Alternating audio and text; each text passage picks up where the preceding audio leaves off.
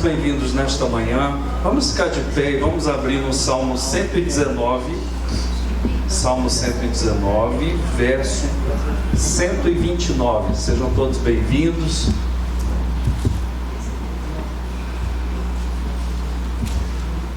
Estou pegando a unção de alguns irmãos aqui da igreja. Uns PMDB, você veio na cara. 129 do 119. Vamos ler esse texto tão bonito e tão importante. Tem umas bíblias aí mexendo. Tivemos vigília na sexta-feira. Os irmãos que vieram aqui foram muito abençoados. Graças a Deus. Churrasco dos homens ontem. Foi bênção demais. Deus derramou a graça dele, né? Comunhão sempre é muito importante. O Salmo 119 e 129 diz assim: admiráveis são os teus testemunhos, por isso a minha alma os observa. A revelação das tuas palavras esclarece e dá entendimento aos simples. Abra a boca e aspiro, porque anelo os teus mandamentos. Volta-te para mim e tem piedade de mim, segundo costumas fazer aos que amam o teu nome. Firma os meus passos na tua palavra e não me domine iniquidade alguma. Livra-me da opressão do homem e guardarei os teus preceitos. Faze resplandecer o rosto sobre o teu servo e ensina-me os teus decretos. Torrentes de água nascem dos meus olhos, porque os homens não guardam a tua lei. O verso 133, queria enfatizar aqui: firma os meus passos na tua palavra e não me domine iniquidade alguma. Que Deus possa firmar os nossos passos na palavra dele, guardar o nosso coração, meditar de dia e de noite na palavra do Senhor, purificar o nosso coração. Irmãos, esse salmo é tão maravilhoso. O Salmo 119, todos os 22 pedaços ou porções do Salmo 119 estão exaltando a lei do Senhor. Então, o Salmo 119 é um salmo muito importante e um salmo que nós devemos meditar e lembrar da importância de termos a palavra do Senhor diante de nós, de meditarmos nela de dia e de noite, de guardar os preceitos do Senhor, e assim Deus vai purificando o nosso coração e nos dando uma vida que glorifica o seu nome. Capítulo 5 do Evangelho de Mateus diz que os homens vejam as nossas boas obras e glorifiquem ao nosso Pai Celeste. Que Deus possa fazer isso através de nós. Eu vi um testemunho lindo agora perto do amanhecer. Um cientista americano, um médico muito conceituado, era ateu, e a esposa dele se converteu e começou a orar por ele. Ele não acreditava nem na Bíblia nem em Deus. E ele, lendo um livro de outro cientista, que ele chegou à conclusão, esse cientista no livro falava que eu acredito em Deus. E ali ele começou a ficar interessado, e o cientista falava no livro que começou a ler a Bíblia e Deus abriu os olhos dele. E ele começou a ler a Bíblia. E uma coisa que ele não entendia é Jesus ser Deus e homem ao mesmo tempo. E ele foi andando na palavra, e Deus deu a ele a experiência dele acreditar em Deus. E ele saiu numa manhã e foi no consultório, tinha um paciente, e o paciente disse para ele assim, na hora que ele chegou: é necessário que você se converta, que entregue o seu coração a Jesus, e Deus vai fazer a obra na sua vida. E ele falou de manhã com esse homem, um paciente. À noite ele se ajoelhou ao lado da cama, entregou o seu coração em oração ao Senhor.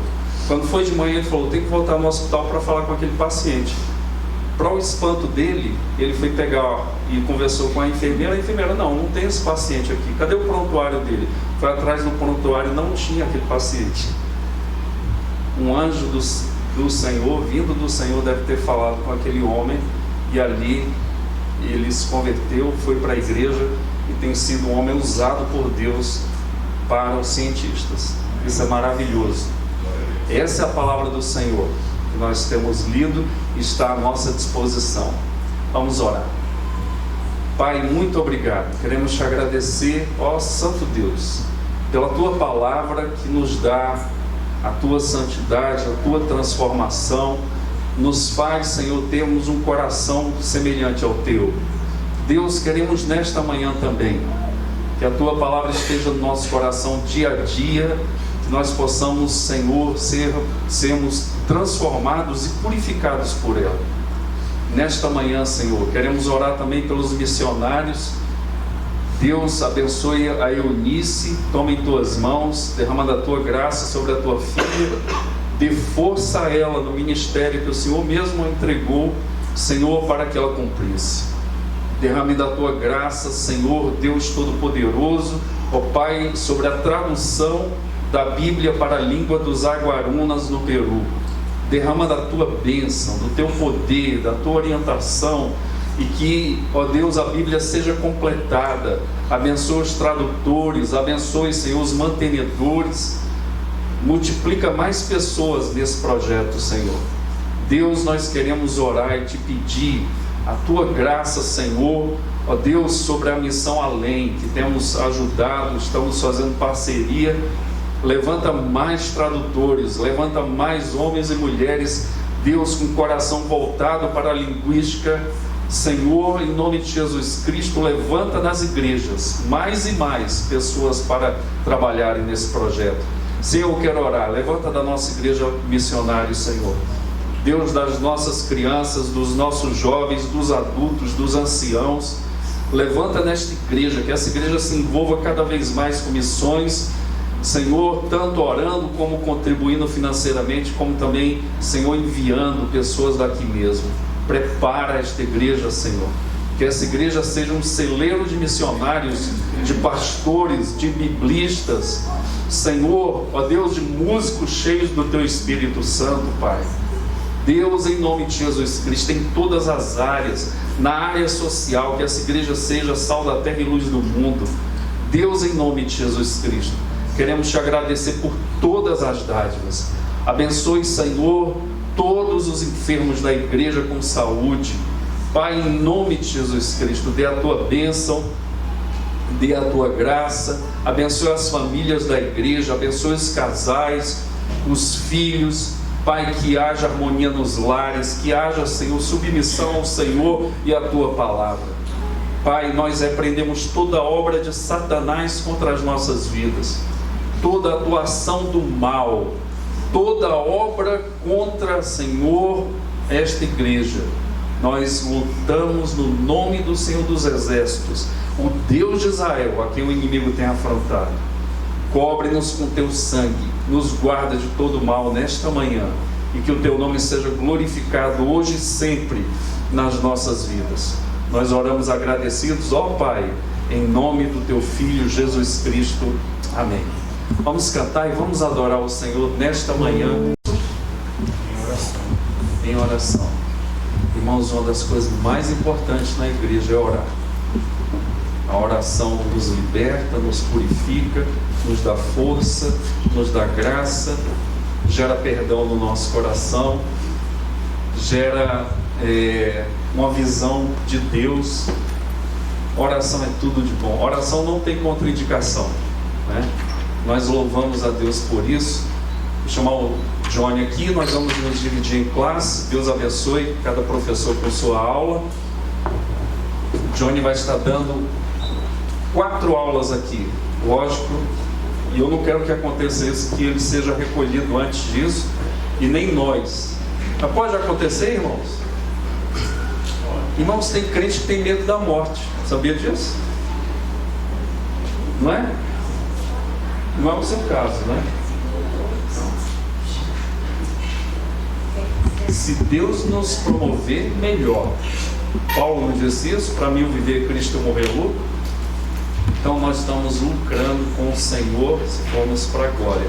Mas o Johnny vai estar dando 4 aulas sobre Eclesiastes, e aproveite bastante. É um livro muito profundo, muito atual, um livro que nos traz uma reflexão muito grande sobre a vida com Deus, sobre a vida aqui na terra, sobre a vida debaixo do sol, sobre aquilo que nós temos que prestar conta diante do Senhor. Então aproveite bastante, e você é um privilegiado de estar nesta manhã aqui, que Deus possa glorificar o nome dele através do Johnny. Vamos orar.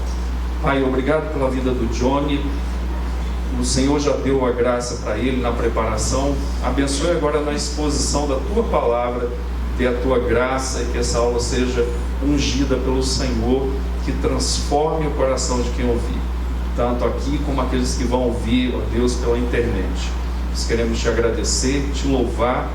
Muito obrigado pela vida do Johnny, e que o Senhor o abençoe nesta manhã, em nome de Jesus. Amém. Pessoal da classe de integração comigo.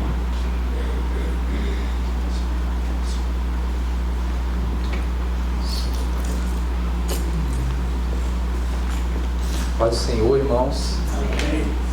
Bom dia a todos.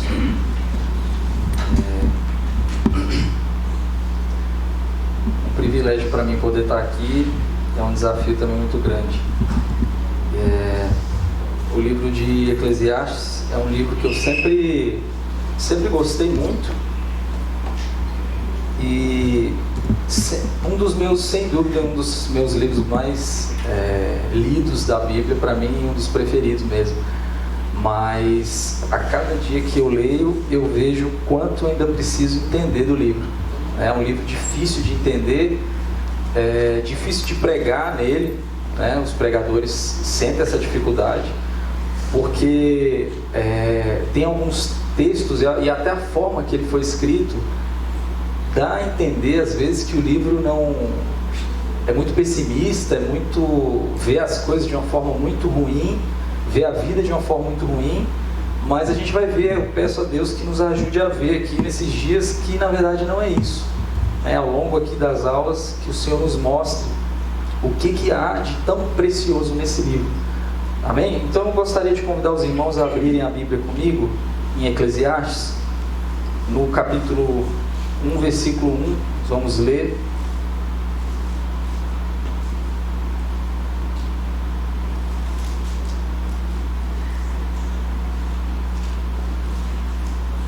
Logo depois de Provérbios, Eclesiastes, capítulo 1. E nós vamos ler o versículo 1.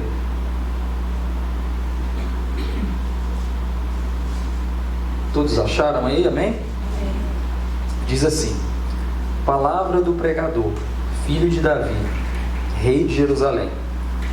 Vamos ler também o versículo 2. Vaidade de vaidades, diz o pregador, vaidade de vaidades, tudo é vaidade. Até aqui, pode manter sua Bíblia aberta. Essa palavra vaidade, nós vamos ler que ela aparece muitas vezes no livro. Nesse versículo aqui, ela aparece 5 vezes, em um versículo só. Vaidade, vaidades, tudo é vaidade. A palavra vaidade é preciso que a gente entenda, vai ajudar muito na compreensão do restante do texto. No hebraico é uma palavra rebel, e essa palavra ela se refere literalmente assim a um vapor. Tem quando a gente olha uma fogueira, a gente vê aquela fumaça que fica subindo do fogo e de repente ela some, é rápido. Então a palavra vaidade tem esse sentido, algo vazio, é fluido. E ele vai comparar a nossa vida a isso, algo rápido, algo é como numa noite fria, quando a gente sopra o hálito e sai aquela fumaça, e rapidamente ela já some também. E a vida é assim mesmo. Se nós formos analisar, ela é efêmera, é elusiva, enigmática, ela é rápida. Se a gente tenta agarrar a vida, ela sai por entre os nossos dedos. Se a gente tenta proteger a nossa vida, sabe? E aí Jesus vai, quando ele prega a respeito do reino de Deus, ele vai dizer que aquele que quer salvar a sua vida, ele vai perder a sua vida. Por quê? Porque ninguém consegue. A nossa vida, ela é como um vapor mesmo. Então essa palavra, ela vai nos ajudar aqui ao longo das aulas a entender como que o pregador, que se identifica aqui como Kohelet, mas já vamos ver esse significado, por que ele usa tanto essa palavra. E tem alguns textos, deixa eu tentar passar aqui,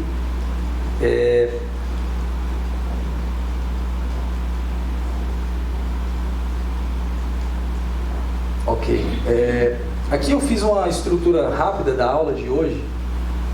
Nós vamos ver essa introdução ao livro, o título, vamos ver também sobre o autor e a data que foi escrito, provavelmente, né, a ocasião, por que nós devemos estudar o livro e qual a mensagem do livro.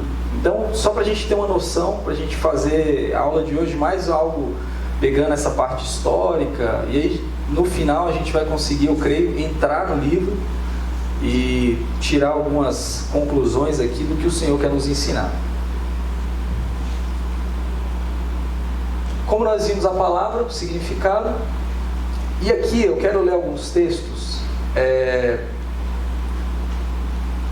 ao longo da Bíblia, algumas passagens que a Bíblia usa essa palavra, vapor, sopro, para comparar com a nossa vida. Então, o primeiro texto que eu queria ler é Salmo 39:5, pode acompanhar ali no slide, olha só. Deste aos meus dias o comprimento de um palmo, a duração da minha vida é nada diante de ti. De fato, o homem não passa de um sopro. Agora o outro texto, Salmo 144, versículo 4, diz assim: o homem é como um sopro, os seus dias são como sombra passageira. Temos alguns textos ainda. Lembra-te, ó Deus, de que a minha vida não passa de um sopro. Jó 7, versículo 7, parte A. E mais um texto aqui: vós não sabeis o que sucederá amanhã. Que é a vossa vida? Sois apenas como neblina que aparece por instante e logo se dissipa. Percebe? Tiago 4,14. Então, a Bíblia, em várias passagens, compara a nossa vida nessa terra, assim, como algo parecido a um vapor, uma neblina. E aqui no livro de Eclesiastes nós temos ainda um significado mais amplo. Ele ainda vai mais fundo ainda.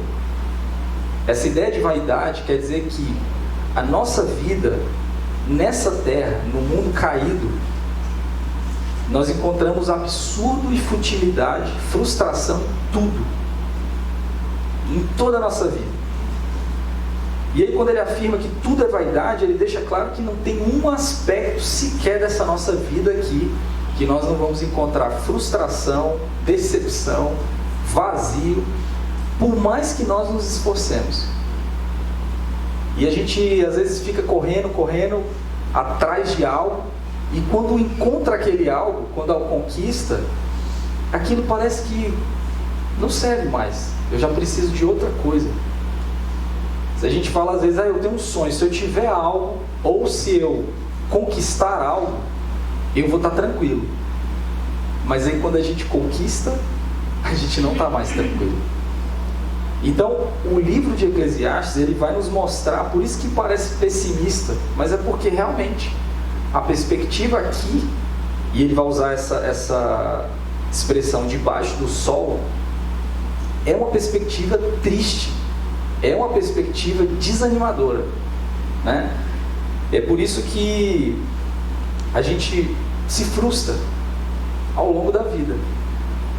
E aí você vê às vezes pessoas que têm dinheiro, têm tudo, têm bens, têm tanta coisa, tem fama, tem glória, e de repente a pessoa está depressiva, não quer saber de viver mais, até tira a própria vida. E a gente fica se perguntando, mas poxa, a pessoa tinha tudo, talvez se eu tivesse o que ela tem, né, eu estaria melhor, eu estaria mais tranquilo, né, não precisaria nem trabalhar como eu trabalho, poderia ficar mais tranquilo. E a gente vê que tudo isso é vazio, não tem o valor que a gente espera que tivesse.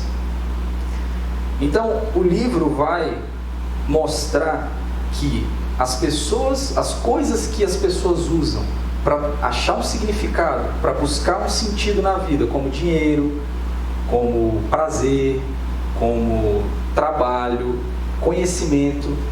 Às vezes as pessoas pensam assim, olha, se eu tiver o conhecimento, eu vou estar feliz, eu vou estar tranquilo, eu vou adquirir o conhecimento, eu vou estudar, eu vou fazer isso, eu vou fazer aquilo, então eu vou ficar tranquilo.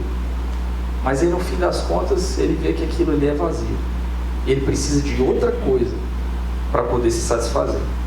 Então, continuando aqui, sobre o título do livro e a autoria, já falei,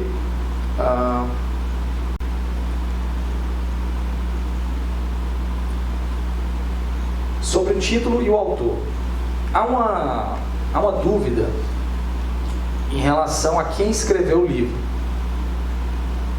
Muita gente acreditava que seria Salomão. E então, por muitos anos e muitos séculos, essa certeza pairava entre os teólogos estudiosos, mas existe um grupo de estudiosos que acredita que o livro não foi escrito por ele. Então, primeira coisa, o significado da palavra Eclesiastes. Essa palavra Eclesiastes, ela deriva do grego da palavra eclésia, que por sua vez significa congregação, assembleia. E a gente vai ver no Novo Testamento essa palavra sendo traduzida como igreja, se referindo à igreja. Então, o que seria o Eclesiastes? Vai derivar da palavra eclésia, que por sua vez deriva da palavra hebraica Kohelet. Deixa eu ver se eu coloquei aqui, mas o Kohelet, ele significa aquele que fala na assembleia. Pode passar. Pode passar. Pode passar mais um. Mais um. Isso. O Kohelet, que aqui é traduzido para nós como pregador, ele tem essa ideia de alguém que fala na congregação. Então a ideia é essa. A palavra pregador, que foi traduzida no caso aqui da Revista Atualizada, é uma palavra, ficou uma tradução boa, porque realmente o significado dá a entender alguém que fala na congregação. Então ele se identifica como pregador. Também essa palavra Kohelet pode significar aquele que coleciona ditos sábios.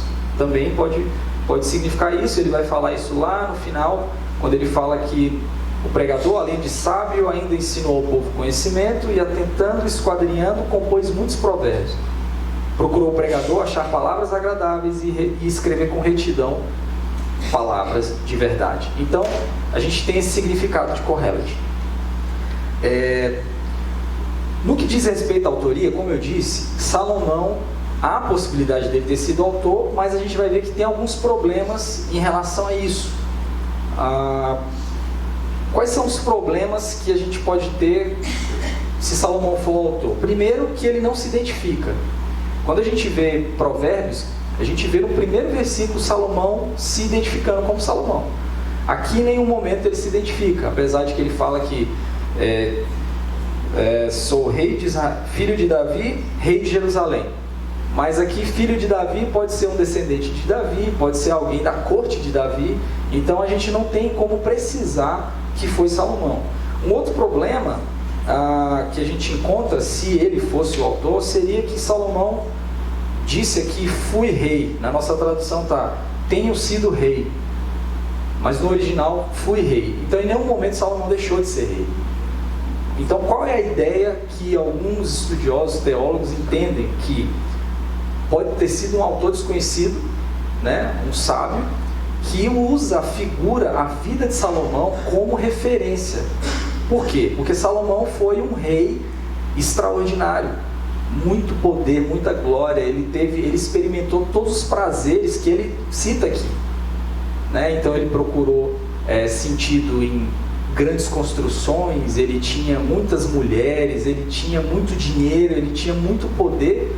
Então Salomão descreve perfeitamente, e além do mais, Salomão era uma figura extremamente conhecida do povo que seria destinatário desse livro. Então a gente tem essas duas hipóteses, né? Para a gente aqui, o que eu vou levar em consideração? Que não importa quem escreveu, O importante é que o livro é um livro inspirado, é um livro que tem uma mensagem, que a gente vai ver ao longo das aulas, que aponta, no fim das contas, ela aponta para Cristo. A gente vai perceber que aponta o tempo todo para Deus. Tira os olhos daqui e coloca em Deus. Então, eu vou usar aqui o texto de Timóteo.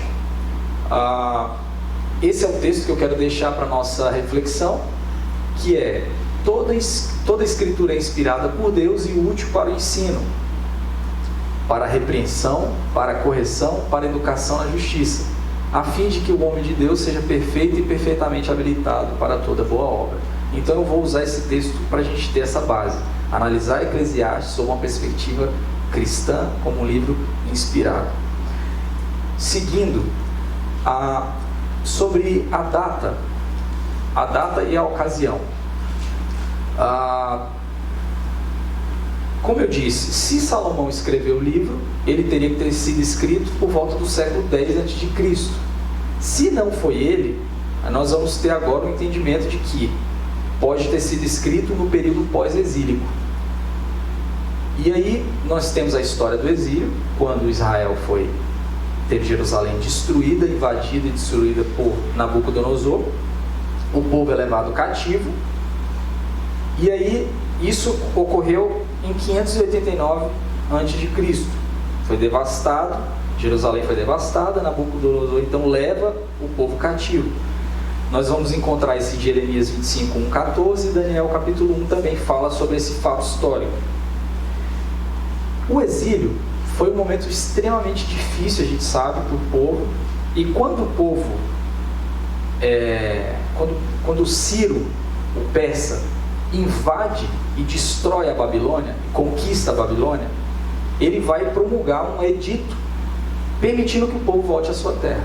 Então eles passaram o período do exílio, Ciro autoriza o povo a voltar, e aí acredita-se que nesse período muitas obras foram escritas.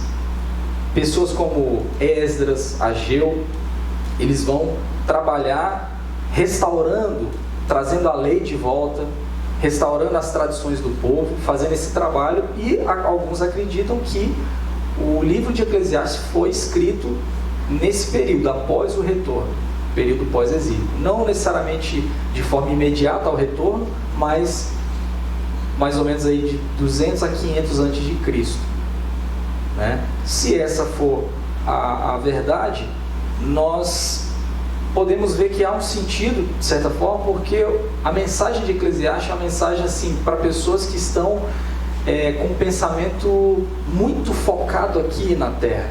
A gente percebe isso. E até por isso, como nós vamos ver, que esse livro é extremamente atual para nós. Porque nós vivemos numa sociedade que está muito ligada, e nós fazemos parte dela. Então nós somos cristãos e vimos a igreja toda semana, estamos aqui ouvindo a palavra, estamos lendo em casa, estamos tentando a cada dia aprender mais, e ainda assim nós somos influenciados. Temos que ter muito cuidado. Então essa mensagem ela é tão atual como na época. A gente vai ver ao longo das aulas que o povo estava provavelmente preocupado em ficar rico, ganhar dinheiro, conquistar bens, ter uma vida perfeita nessa terra da melhor forma possível. E assim, é óbvio que não é errado a gente buscar ter o nosso sustento, ter a nossa vida, cuidar da nossa família. Isso não é errado. O ponto aqui é nós fazermos isso e esquecermos do principal, que é a nossa salvação. Porque como o pastor falou, eu não sei nem se eu vou terminar as aulas como ele falou aqui brincando. E é verdade, nenhum de nós sabemos, né? E aí Tiago lá fala: por que vocês estão se dizendo, amanhã eu vou fazer isso, eu vou viajar, eu vou comprar? O que é a vossa vida? Você nem sabe o que vai acontecer amanhã. A vida de vocês é como uma neblina que aparece e daqui a pouco some. Então o problema todo é nós colocarmos os nossos olhos nas coisas da terra e esquecermos que nós temos uma vida eterna, né? Uma vez eu vi um pregador, tem um vídeo no YouTube, ele faz como se fosse uma dinâmica, uma ilustração interessante disso. Ele estica um barbante e aí ele pega e fala, olha, isso aqui é a vida. Um barbante bem grande. E essa é a vida eterna. E aí ele pega um pedaço e fala, e a gente se preocupa com isso aqui, ó. Esse é o pedaço que a gente tem dor de cabeça, não dorme, perde às vezes a família, perde a vida tentando ganhar a vida. Contraditório. Perde a vida tentando ganhar. E aí o livro, ele traz essa ideia de que ele pode ter sido escrito nesse período. Tá? Para a gente é muito atual. Então eu vou listar agora alguns motivos por que a gente deveria estudar Eclesiastes. Como eu disse, é uma mensagem extremamente atual. Se a gente parar e pensar como que a nossa sociedade vive, quais são os objetivos, quais são os sonhos. Você anda na rua e aí, aqui mesmo perto de casa, a gente sempre que está indo trabalhar tem um outdoor e toda vez eu olho para ele e fico impressionado.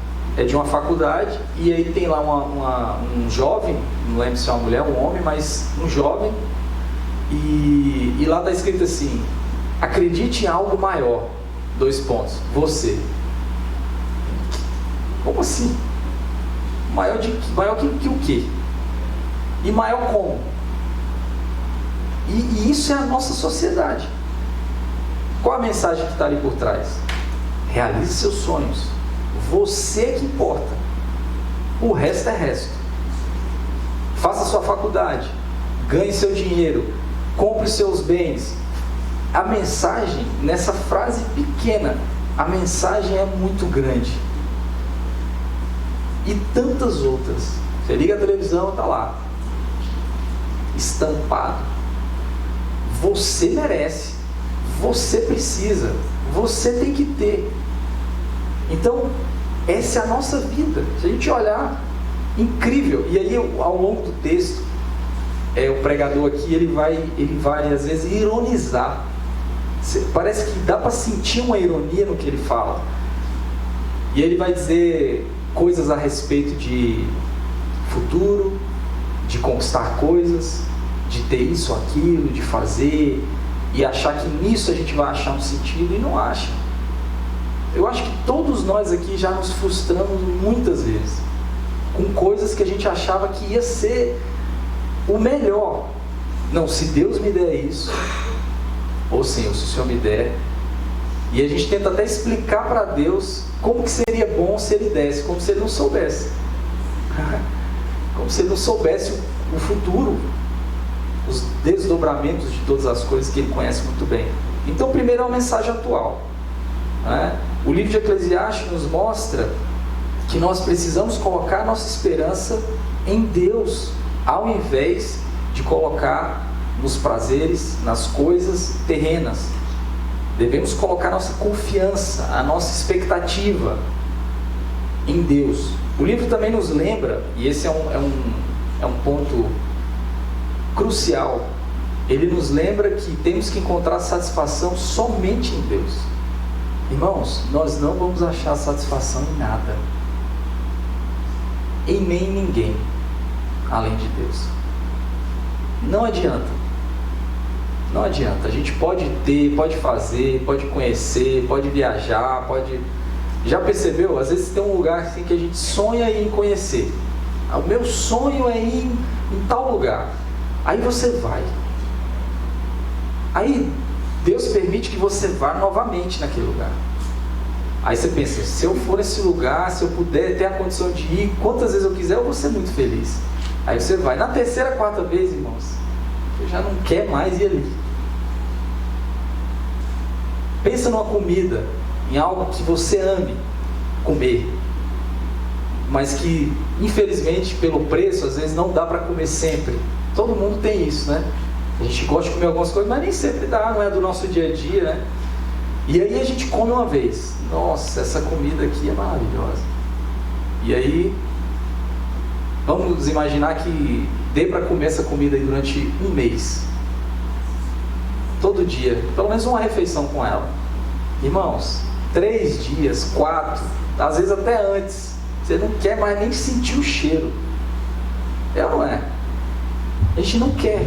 Por quê? Porque a nossa vida a gente não consegue ter satisfação, contentamento em nada, a não ser em Deus. Em nada.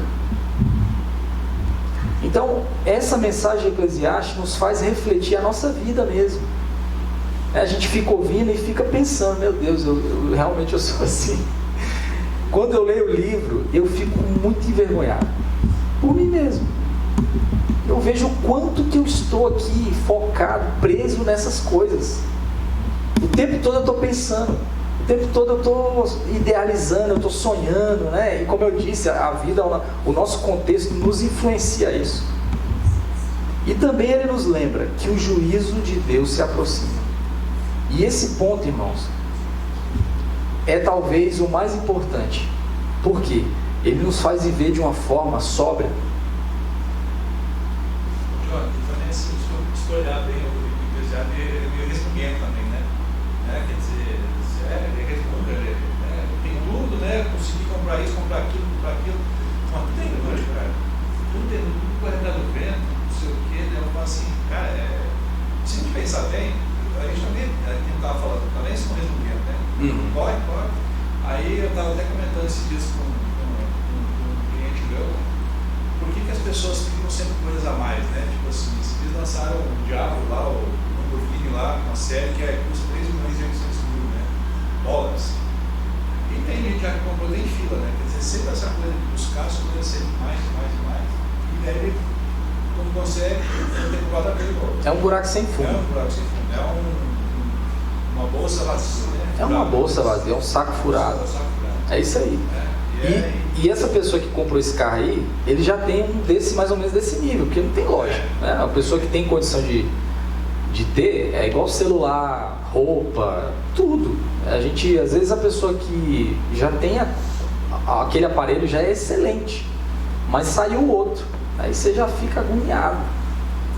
Eu tenho uma colega no trabalho que ela é muito assim, eu percebo, saiu o celular tal, ela já tem o anterior, ela tem que vender e comprar o outro.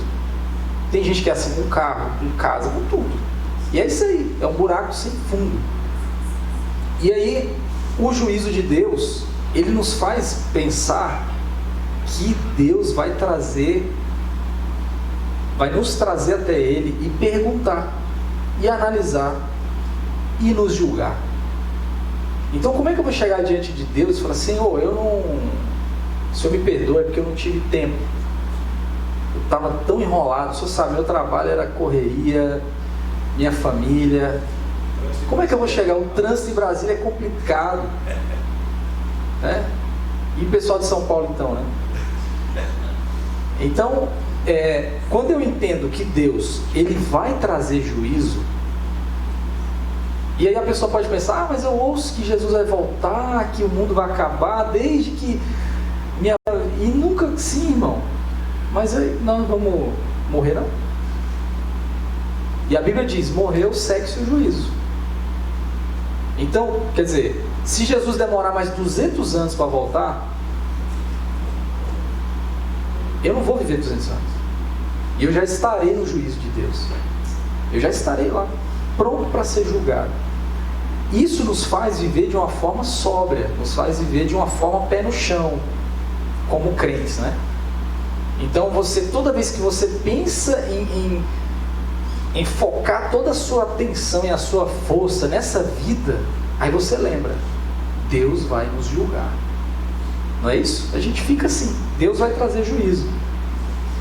E esse livro também, ele traz uma mensagem que é muito atual, que é destruir os ídolos do nosso coração.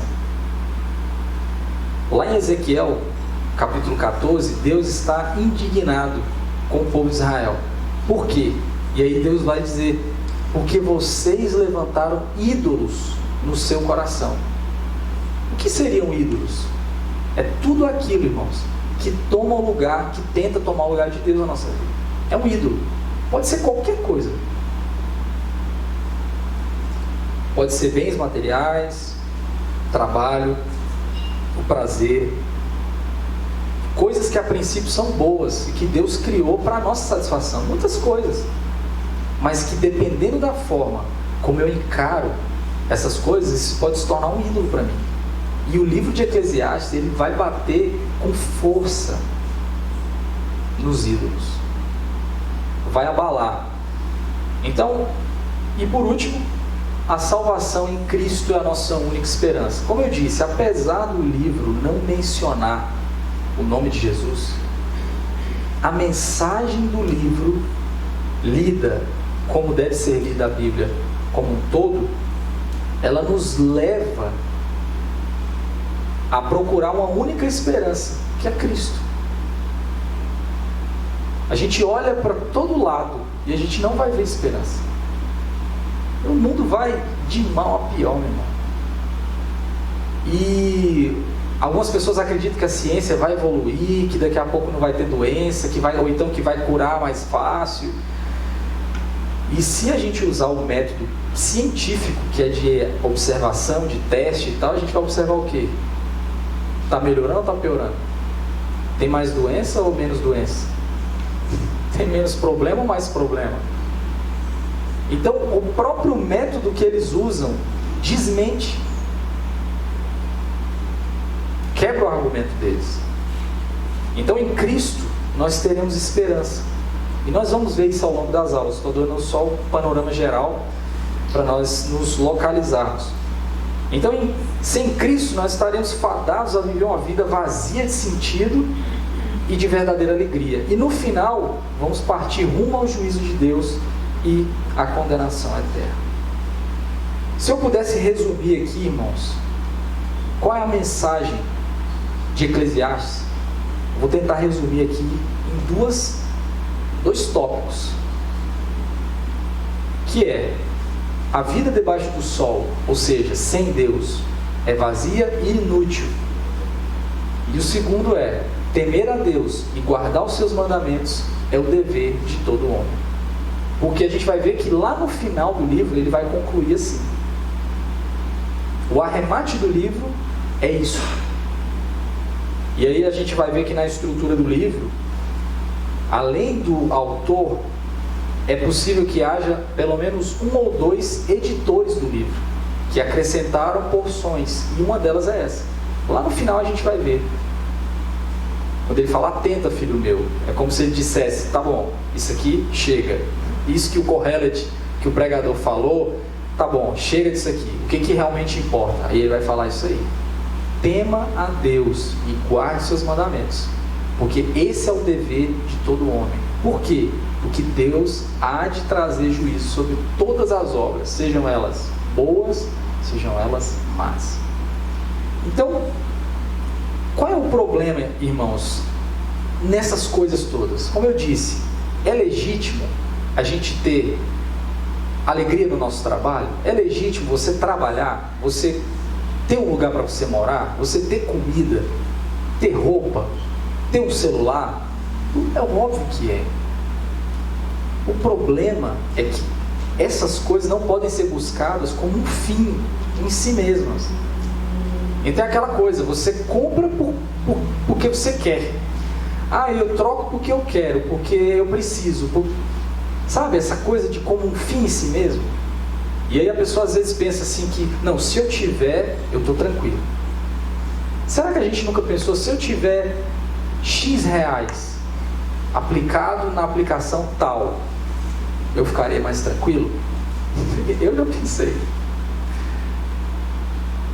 Será que se eu tivesse tantos imóveis alugados, portanto, eu não ficaria mais tranquilo? Parece que minha vida ia fazer mais sentido, assim, eu ia ficar mais... Ou será que se eu conseguisse satisfazer todos os meus desejos, todos os meus sonhos, e obter todo o prazer que eu penso que vai me fazer feliz, será que a vida não seria melhor? E aí, irmãos, o livro nos mostra todas essas coisas experimentadas por alguém. Eu, por exemplo, sei que eu provavelmente nunca vou ser uma pessoa rica. É muito difícil. o andar da carruagem, mas eu tenho alguém que foi muito rico. E ele me mostra, olha, eu tive isso, eu tive aquilo, eu tive isso, eu tive aquilo. E eu não tive prazer e não tive sentido em nada. Então por que eu vou querer quebrar a cara para poder aprender? Então isso é fantástico. Você ter uma história, um exemplo que pode te livrar, é maravilhoso, irmãos. É igual aquela pessoa que chega em você, você está com problema, você está com dificuldade, a pessoa chega assim, calma, deixa eu te contar uma história aqui. Eu já passei exatamente por isso aí que você está passando. E é aquela pessoa te dá uma orientação. É o que está acontecendo aqui. Nós temos o Kohelet, que é o pregador, aqui traduzido como pregador, e nos mostra, olha, eu experimentei de tudo, irmãos. E a gente vai ver isso aqui ao longo das aulas. Tudo que a gente imagina, e acho que até a gente imagina pouco, porque ele realizou muito além, pela condição que ele tinha. Então o bem mais alto da nossa vida está na reverência a Deus, na obediência ao Senhor, e desfrutar a vida que Ele nos dá da melhor maneira possível, dentro da vontade dEle.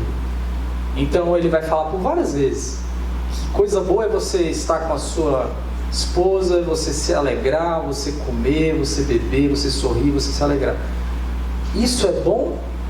É óbvio que é. Mas como eu disse, não é o fim das coisas. Não é isso que vai trazer sentido para nós, por mais que a gente tenha isso ou aquilo. Então o autor de Eclesiastes, ele foi um homem de fé. Ele foi cético em quê?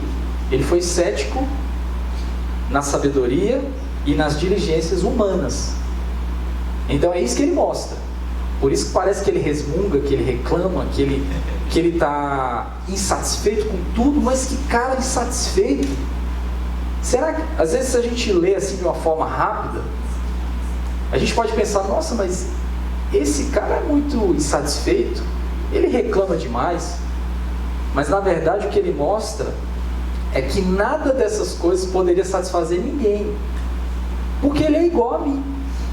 A nossa estrutura, irmãos, por mais que pareça que a sociedade tenha avançado, tenha evoluído, e a gente vai ver isso aqui no texto, mas se nós observarmos, são os mesmos problemas. É a mesma natureza caída, são os mesmos pecados, sabe? O que muda? O que muda é que às vezes a pessoa está pecando com o iPhone na mão. Mas é o mesmo pecado do cara lá do Egito, lá de trás. É a mesma coisa. A nossa natureza é a mesma. A diferença é que você pode estar diante de uma situação que pode te tentar, e é uma situação nova aparentemente, mas a tentação é a mesma, que qualquer pessoa já passou no passado. Por isso que parece que o livro é tão pessimista e retrógrado, talvez, mas é porque a realidade é essa. E aí tem um autor chamado Philip Hayek, ele diz assim: algumas pessoas acreditam que Eclesiastes fala sobre a falta de sentido da existência humana. No entanto, essa perspectiva não é totalmente correta. Eclesiastes fala sobre a falta de sentido da existência humana sem Deus. Mas já que o autor jamais abriu mão de sua fé em Deus, seu propósito final é mostrar-nos quanto sentido pode ter a nossa vida quando passamos a ver as coisas do ponto de vista de Deus. Sua mensagem não é que nada importa, mas que tudo importa. Eu gostaria de pedir que você me acompanhe aí na Bíblia. Nós lemos o versículo 1 e 2, e eu gostaria de ler hoje do 3 até o 11. Então, Eclesiastes capítulo 1, nós vamos ler do 1, novamente, e aí nós vamos ler até o 11. Amém? E aí pode manter a Bíblia que a gente vai seguir o versículo por versículo, buscando a mensagem que cada um traz. Diz assim: palavra do pregador, filho de Davi, rei de Jerusalém. Vaidade de vaidades, diz o pregador, vaidade de vaidades, tudo é vaidade. Que proveito tem o homem de todo o seu trabalho com que se afadiga debaixo do sol? Geração vai e geração vem, mas a terra permanece para sempre. Levanta-se o sol e põe-se o sol, e volta ao seu lugar, onde nasce de novo. O vento vai para o sul e faz o seu giro para o norte. Volve-se e revolve-se na sua carreira, e retorna aos seus circuitos. Todos os rios correm para o mar, e o mar não se enche. O lugar para onde correm os rios, para lá tornam eles a correr. Todas as coisas são canseiras tais que ninguém as pode exprimir. Os olhos não se fartam de ver, nem se enchem os ouvidos de ouvir. O que foi é o que há de ser, e o que se fez, isso se tornará a fazer. Nada há, pois, de novo debaixo do sol. Há alguma coisa de que se possa dizer, vê, isso é novo? Não, já foi nos séculos que foram antes de nós. Já não há lembrança das coisas que precederam, e das coisas posteriores também não haverá memória entre os que hão de vir depois delas. Até aqui. Depois dessa, irmãos, vamos embora. É desanimador, não é? Traz a gente assim para um estado de reflexão. Mas, irmãos, há muita riqueza nesse texto. Quando ele começa aqui, que proveito tem um homem de todo o seu trabalho com que se afadiga debaixo do sol? Eu acho que se um coach aí de seja lá do que for, ouviu a mensagem dessa aqui, ele rasga essa página. Ela traz a gente assim para um estado realmente de reflexão. Mas a gente vai ver que não é essa tristeza toda. Há uma esperança, como eu falei, Cristo, que vai redimir todas as coisas. E nós vamos ver isso ao longo do texto. Mas avançando aqui no texto, olha o que ele diz. Essa primeira frase, ele faz uma pergunta retórica. Ele já sabe a resposta. E ele vai dizer, que proveito tem o homem de todo o seu trabalho com que se afadiga debaixo do sol? Essa frase, irmãos, a gente precisa entender ela para nos ajudar a continuar no texto. A palavra proveito aqui, ela vai ser repetida mais 8 vezes, a gente vai ver ao longo do tempo. A palavra trabalho vai ser repetida mais 22 vezes. A expressão debaixo do sol, que só aparece em Eclesiastes, ela é encontrada 2 vezes nesta passagem e será repetida um total de 29 vezes ao longo do livro. Por isso que essa frase, ela é chave para a gente compreender a mensagem do livro. Que proveito tem o homem de todo o seu trabalho com que se afadiga debaixo do sol? Proveito aqui, irmãos, é um termo comercial. Em hebraico é itron. Normalmente é utilizado no contexto de negócios, né? Refere-se a um excedente, a uma sobra. Quando você paga todas as despesas e sobra alguma coisa. A ideia por trás da palavra é essa. E é inclusive o que todo empresário que trabalha com negócio, com empresa, ele espera isso. Ele faz todo o processo, ele investe, e aí no fim de tudo, depois que paga tudo, a esperança dele é o quê? É ter uma sobra para recompensar o trabalho que ele teve. Porque o risco do negócio é todo dele. Então, nada mais justo, né, do que ele ter a sua recompensa, o seu ganho. E tendo isso aqui em mente, o pregador também tinha essa visão da vida. Ele queria achar uma recompensa na vida. No final das coisas, ele queria ver algo que recompensasse todo o esforço, toda a luta, o cansaço, a labuta. Ele queria achar uma sobra. O que sobra depois de tudo isso? Ele estava disposto a trabalhar muito, mas primeiro ele queria saber o que estava em jogo. E às vezes a gente passa por isso. Quando você vai, por exemplo, ter uma oportunidade de emprego, aí você olha, tá, mas vale a pena? Paga quanto? Quantas horas vou ter que trabalhar? Que ambiente de trabalho é esse? É um lugar insalubre? É um lugar perigoso? E a gente vai analisando aquela situação e ver se aquilo compensa. Qual é o ganho que eu vou ter no fim daquele mês, que eu já trabalhei, me cansei, passei horas longe da minha família e etc. O que eu vou ter em troca? A A gente faz essa análise. E o pregador aqui, ele faz essa análise também, só que de uma forma mais ampla, olhando para a vida. O que o homem tem de recompensa no fim de todo o seu esforço, de todo o seu trabalho, com que ele se afadiga? Ele ainda usa essa palavra. As pessoas costumam acreditar que se elas trabalharem um pouco mais, receberão um pouco mais. Não é essa? Pelo menos é o que a gente acredita. Mas o pregador começou a duvidar se isso realmente acontece na vida. Será que isso realmente acontece na nossa vida? Porque às vezes no trabalho a gente consegue trabalhar algumas horas a mais e ter uma hora extra, algo a mais. Mas e na vida? Será que se a gente se esforçar mais, será que se a gente se dedicar mais, a gente vai se satisfazer mais? A gente vai ter esse retorno desse contentamento, dessa tranquilidade, dessa paz que às vezes a gente fica buscando? Ele então pede aqui que nós reflitamos sobre o que teremos a apresentar a nós mesmos quando a vida terminar aqui na Terra.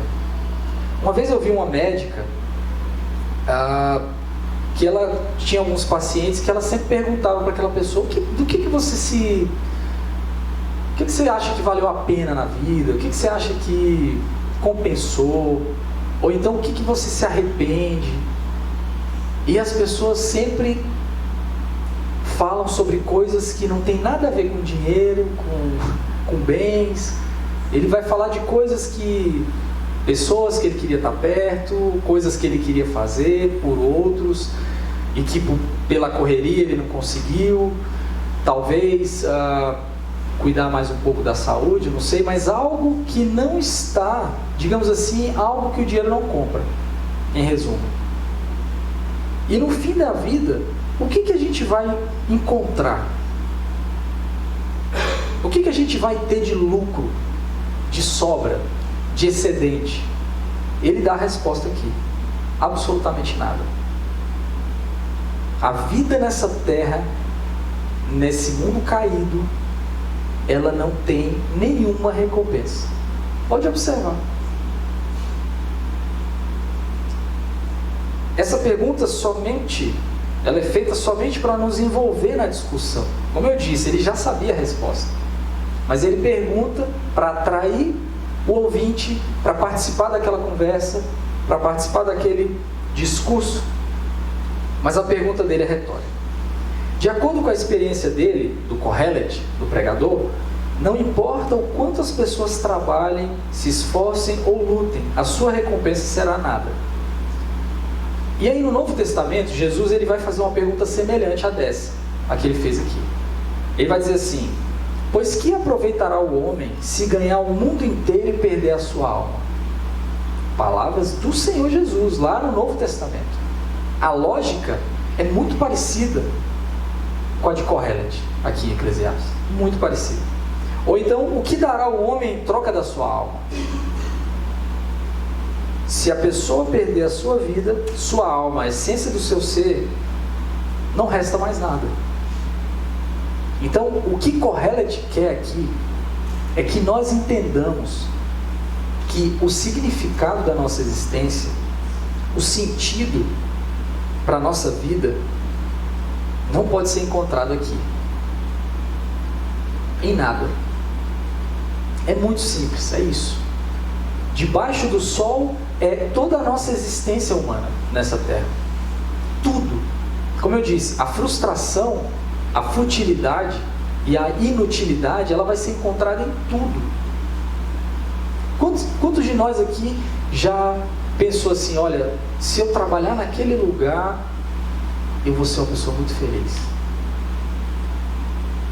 Aí você entra, aí Deus permite, e aí você chega lá, só tem gente chata, o trabalho é chato, tem um dinheirinho no fim do mês, mas também tem muita conta para pagar. Aí você tem que fazer o cálculo: o que sobra? O que realmente sobra?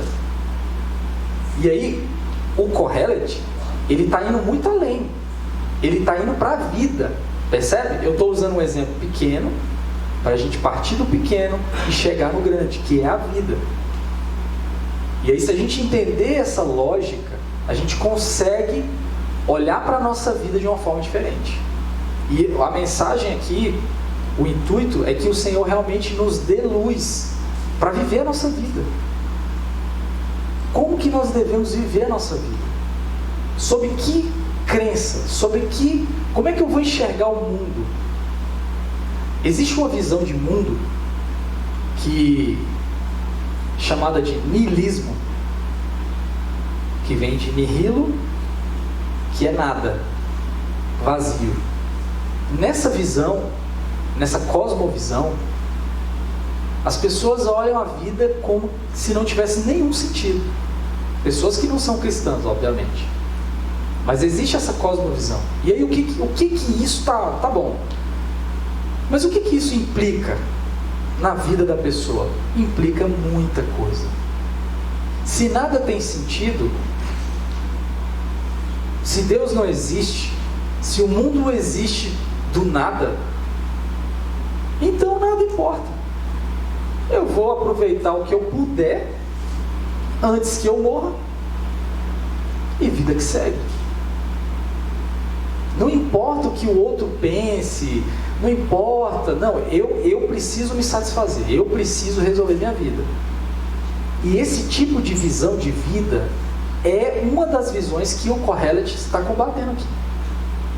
A busca louca e incessante pelo prazer, pela alegria, pela satisfação, pela qualidade de vida, pela saúde plena.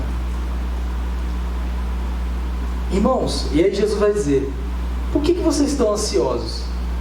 Vocês não podem acrescentar um palmo. Um palmo na existência e na vida de vocês. Isso quer dizer que eu tenho que viver minha vida relaxadamente? Não, não tem nada a ver. Mas eu tenho que entender que eu também não tenho controle. Eu não sou Deus. Eu não sei nem o que vai acontecer daqui 15 minutos, 10, 5. Vou parar, senão a gente fica se sentindo muito humilhado, né? Mas a gente não sabe, irmãos. Então o Kohelet nos leva a enxergar a vida da perspectiva de Deus. E isso, irmãos, é maravilhoso. Isso te dá uma tranquilidade.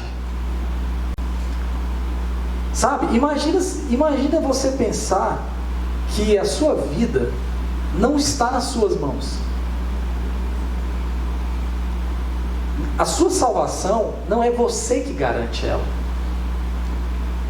Isso é bom ou não é? Mas aí eu preciso saber, então está na mão de quem? Quem que garante? E aí quando a gente entende que o Senhor garante, aí a gente de fato descansa. Aí a gente consegue relaxar. Que ganhará o homem ganhando o mundo inteiro e perdendo a sua alma? E aí, para demonstrar esse argumento, ele vai seguir o texto. Ele analisa, primeiro ele questiona, né? O que tem de proveito no seu trabalho? Você se afadiga tanto. E aí ele vai agora começar a sua argumentação para explicar o que ele realmente quer dizer. Para então expressar de que os nossos esforços não dão em nada, ele vai apresentar uma lista de coisas que ele observou e que parecem levar a nada ou não trazer nenhum lucro. E ele vai olhar para a natureza, ele vai olhar para o nosso funcionamento da nossa próprio organismo, da nossa vida, e ele vai ver que são funções. A gente está sempre em movimento, e o mundo também está sempre em movimento, mas ele analisa, e esse movimento leva a quê? Aí ele vai chegar à conclusão que não leva a nada. É um movimento vazio em si mesmo. Ele acontece, mas não tem nenhum ganho. Aí ele começa dizendo aqui no versículo 4: geração vai e geração vem, mas a terra permanece a mesma. Irmãos, olha só como ele... Geralmente a gente diz assim: geração vem e vai. Aqui ele faz o contrário. Vai e uma geração vem. Por quê? Porque ele já toma do princípio que a nossa geração já está passando. e que já vai vir outra. E aí ele vai dizer, quando as pessoas pensam na geração seguinte, a gente geralmente tem uma esperança, né? A gente olha para a próxima geração, os filhos, os netos, as próximas gerações, a gente pensa assim, vai ser melhor. Eles vão fazer coisas melhores, eles vão resolver os problemas.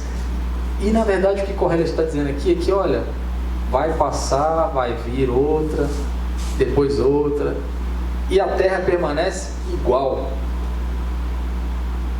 Todo o esforço, e a pessoa se matou, correu e fez, e tentou salvar os peixes e tal. Aí vem uma outra geração. Não quero saber de nada disso. E aí? É igual a gente vê muito isso no governo. Como tem um período já específico, o governo vem, faz isso e aquilo, aí vem o outro, não quero saber de nada disso, vou fazer assim e assim. É ou não é? Eu já trabalhei num lugar que quando mudava o governo, até o timbre do documento eles mudavam. E para mim não faz sentido nenhum isso. Mas por quê? Porque quer fazer do jeito dele. E não, mas como era feito antes, não, esquece isso aí. Então ele já começa assim, olha, por mais que venha uma geração e faça, aconteça isso e aquilo, aí vai vir outra e vai esquecer tudo isso aí e a terra vai continuar igual, do mesmo jeito. O mar vai estar lá, o rio vai estar lá, as plantas, aqui está tudo do mesmo jeito, tudo acontecendo. E o que nós ganhamos com isso? Nada.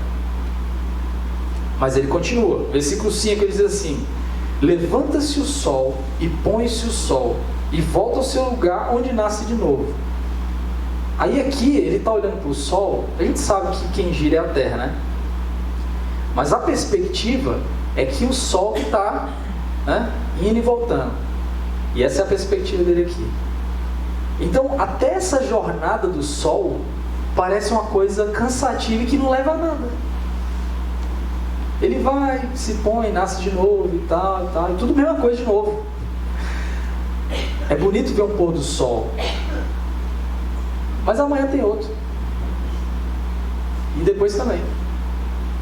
É um trabalho constante e que não leva a nada. Uma monotonia, é monótono. E aí ele vai dizer a mesma coisa do vento. Olha só no versículo 6, ele diz assim, o vento vai para o sul, faz o seu giro para o norte, volve-se e revolve-se na sua carreira e retorna aos seus circuitos. Apesar da gente ver a ação do vento, a gente tem a ideia assim, de que o vento não tem muito uma lógica de circuito, né? Mas ele está dizendo o seguinte, que ele vai, volta, vai, tá, mas aí depois ele volta de novo, essa mesma coisa sempre. O mesmo vento que soprou há 3.000 anos atrás é o mesmo, que está aí soprando, mesma coisa. Aí a água que a gente vê correndo aqui no rio, ela já passou talvez em vários oceanos, já passou não sei aonde, já congelou, já voltou, é a mesma coisa. Nada. Ele está dizendo que o vento tem todo esse trabalho, percebe a comparação? E não tem nada de resultado. É a mesma coisa. E ele vai dizer a mesma coisa da água, no versículo 7. Todos os rios correm para o mar, e o mar não se enche. Ao lugar para onde correm os rios, para lá tornam eles a correr. Percebe o ciclo? A gente sabe que o que não enche, porque a água evapora, volta em forma de chuva, rega a terra, é um outro ciclo, né? Mas a ideia dele é que todos os rios estão correndo para o mar, e o mar não se enche, e o rio continua voltando para o mar, e continua. Isso acontece só a vida toda, desde que o mundo é mundo, né? Como se diz, desde que o Senhor criou e colocou para funcionar, como funciona ininterruptamente. Então ele está trazendo esses exemplos de coisas grandiosas, mas mostrando que a nossa vida pode ser a mesma coisa. Se a gente viver numa perspectiva sem Deus, uma perspectiva terrena puramente, o nosso trabalho se compara ao trabalho da água que vai e volta, que não chega a lugar nenhum. Ou do sol, ou do vento. Ele compara, percebe isso? Então, ele vai dizer no versículo... Aliás, dentro ainda dessa questão que eu falei, percebe como é que é a nossa vida? Você chega em casa, é a mesma louça para lavar, é a mesma roupa para passar, é a mesma chão para varrer, é a mesma coisa todo dia. É a mesma coisa. Aí você come de novo, toma banho, vai, volta, dorme, vai. Então, se a gente vê a vida sob esse prisma terreno, sem Deus, sem uma perspectiva de salvação, de vida além dessa terra, a vida é isso. É um contínuo de coisas sem sentido. Um dia, meu pai está ali hoje, eu estava lembrando isso lá enquanto eu estava estudando, ele pensou igual o Kohelet. Ele falou assim: todo dia a gente tem que comer, não é, John? Todo dia. Aí faz, aí lava a louça, aí tem que ter esse trabalho de novo, faz a comida de novo, aí come de novo. A gente podia comer e ficar um tempo assim, tranquilo. E ele falou isso, não foi uma vez só. Ele lembra, várias vezes. E é uma reflexão. Realmente, a vida aqui na Terra é isso. É uma sequência de coisas. Uma vez, daqui 2 dias já morre. Aí morre, né?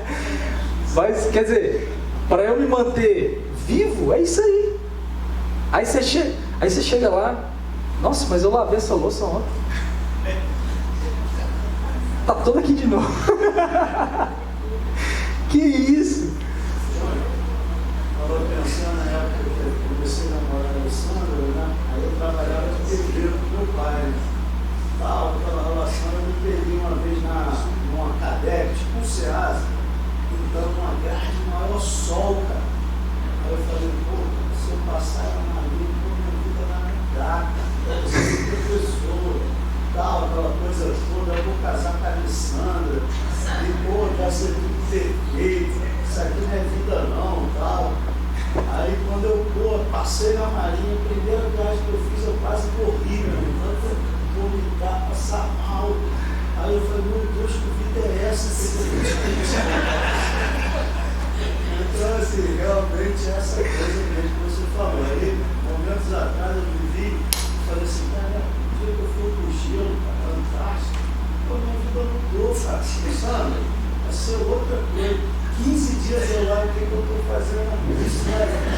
Se acontecer alguma coisa com a Alessandra, eu não tenho como voltar, e não sei o que, então é isso aí, cara. Ele aqui, ele está observando a vida normal, a nossa vida. Então é essa coisa, você não está contente, você não está satisfeito nunca. Gente, quando a gente olha pessoas, como eu disse no início, pessoas que têm aparentemente tudo que uma pessoa sonharia. Aí de repente você fica sabendo a notícia, olha, fulano estava em depressão, acabou se matando. Como assim? Mas é porque se a esperança, se a expectativa for colocada nisso, a nossa tendência é entrar num desespero existencial. Você fala, bom, todo o meu esforço, tudo que eu... Para quê? Então a gente tem que ter essa perspectiva para que a nossa vida seja uma vida sóbria, para que a gente entenda o valor das coisas, o valor do trabalho, o valor de tudo. Mas o que há de mais importante? E aí Jesus vai dizer, buscar em primeiro lugar o reino de Deus e a sua justiça, e as demais coisas serão acrescentadas. Então, quando a gente tem Deus no lugar certo na nossa vida, que é a prioridade, tudo o resto se encaixa. É isso, se encaixa. E não quer dizer que Deus vai me fazer ser rico, não é isso, provavelmente não. Mas tudo que eu preciso, que Ele sabe que eu preciso, vai se encaixar no seu lugar. Quem garante é Ele. E ele continua no versículo 8. Agora esse versículo 8, ele é de doer. Todas as coisas são canseiras tais que ninguém as pode exprimir. Os olhos não se fartam de ver, nem se enchem os ouvidos de ouvir. Aqui, irmãos, é como se só de pensar ele já está cansado nessas coisas. Só de pensar. É tão cansativa essa vida. Você tem que comer todo dia, você tem que olhar. Aí você tá em casa, você assiste 3 filmes seguidos e seu olho não fala, isso tá bom. Não, se tiver mais um, você assiste também. Ouve música, conversa, ouve isso e aqui, e não cansa, não para. Percebe que Kohelet aqui, ele vai nas coisas mais fundamentais para trazer um entendimento claro para a gente.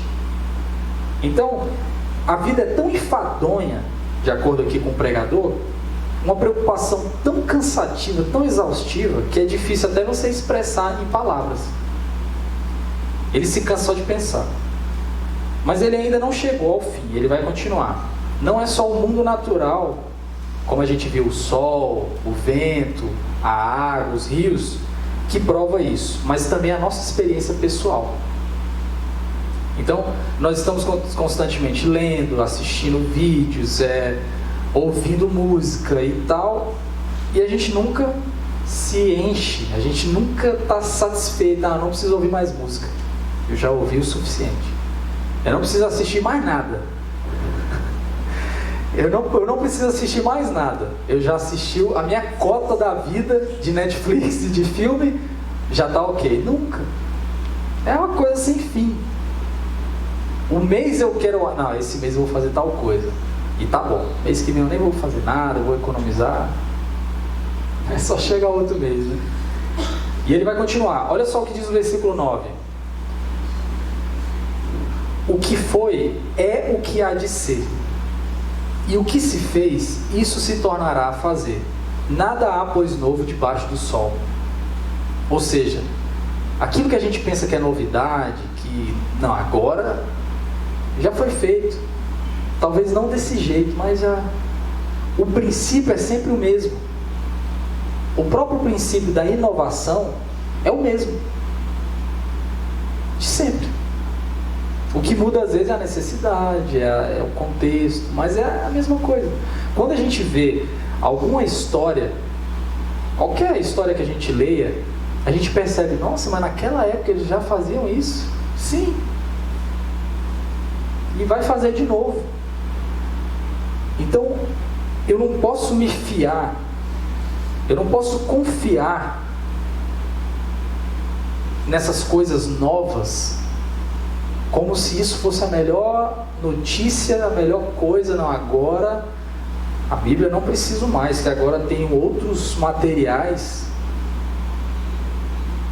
excelentes, tem outros pensadores, essas coisas aí, essas ideias já estão ultrapassadas. Irmãos, quando a gente olha para a Bíblia, a gente vê, ela trata dos mesmos problemas.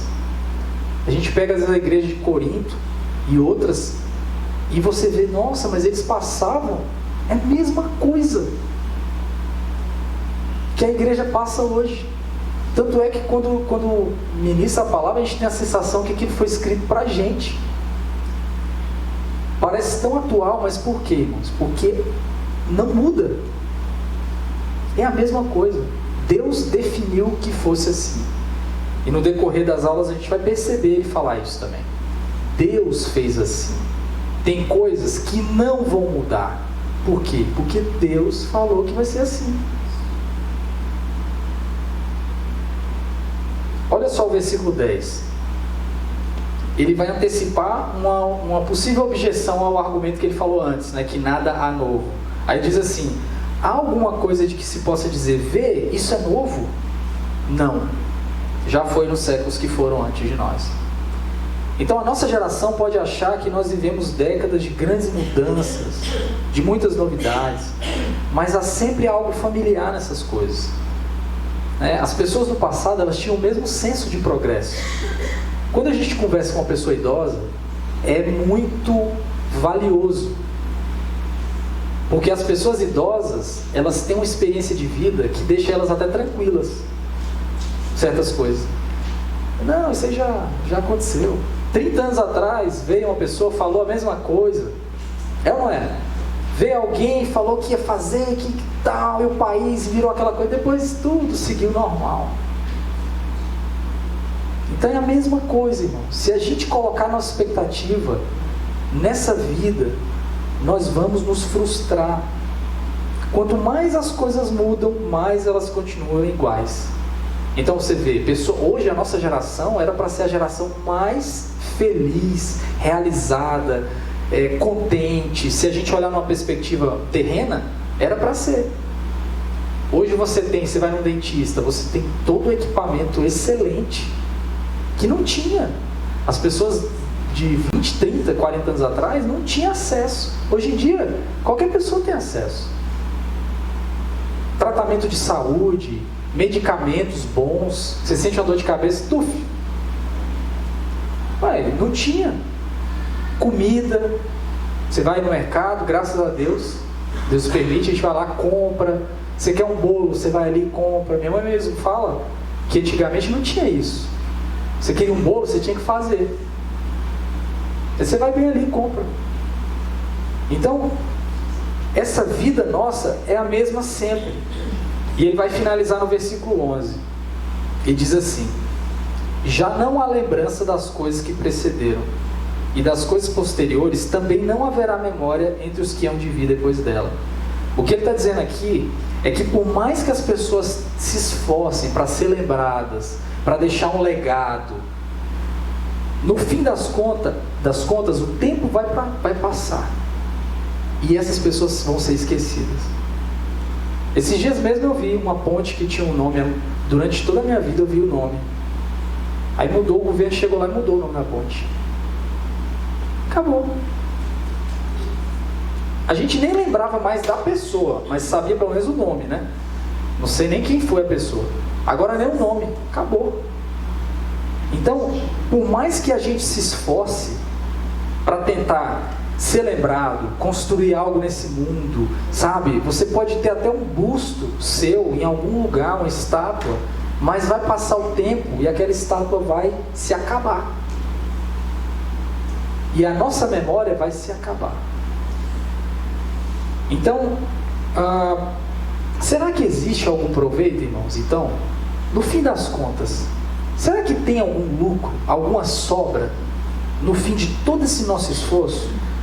Jesus vai nos trazer uma esperança. Eu gostaria de finalizar dizendo isso. O Senhor Jesus diz assim, em Mateus 6, 19 a 21: não acumuleis para vós outros tesouros sobre a terra, onde a traça e a ferrugem corrói, e onde os ladrões escavam e roubam. Mas ajuntai para vós outros tesouros no céu, onde a traça nem ferrugem corrói, e onde ladrões não escavam nem roubam. Porque onde está o teu tesouro, aí estará também o teu coração. Então trabalhar, ele vai dizer em João 6,27, trabalhai não pela comida que perece, mas pela que subsiste para a vida eterna, a qual o Filho do Homem vos dará. Se o nosso trabalho, seja ele qual for feito em Deus, ele tem algum proveito. Somente. Então, nós estaremos sem Deus, nós estaremos afadados à frustração e ao vazio. Mas quando nós nos esforçamos, irmãos, pelo reino de Deus, seja como for, no dom que o Senhor deu, quando nós trabalhamos de alguma forma, por mais que o trabalho, a princípio, até a gente pense, mas não tem tanta importância, tem muita importância.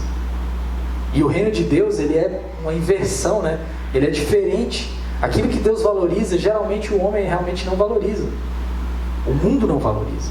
Então, eu gostaria de fechar com isso. E aí Paulo diz: portanto, amados irmãos, sede firmes e inabaláveis, e sempre abundantes na obra do Senhor, sabendo que no Senhor o vosso trabalho não é vão. Não há vazio, não há frustração em Deus. Então, vamos cumprir a nossa vida sob a perspectiva de que Deus vai trazer juízo sobre todas as coisas, sob a perspectiva de que em Deus, somente em Deus, nós teremos esperança e algum resultado do trabalho das nossas mãos. Eu gostaria de orar. para finalizar. Ó Deus, queremos te adorar nessa manhã e te agradecer pela tua palavra. Reconhecemos, ó Deus, que a vida sem ti é uma vida vazia, é uma vida frustrante. Nós reconhecemos, ó Deus, que muitas vezes estamos tão ligados a esse mundo, a essa terra, Pai, preocupados com tantas coisas aqui, que nós muitas vezes nos esquecemos, Pai, do que o Senhor já preparou para nós. Pedimos a Ti, ó Deus, ajuda-nos a viver uma vida abundante na Tua obra, uma vida que honre ao Senhor, que possamos buscar ao Senhor em primeiro lugar, para que o Senhor possa dar a ordem para a nossa vida, para que o Senhor possa dar sentido para a nossa existência, ó Deus. Pedimos a Ti, em nome de Jesus.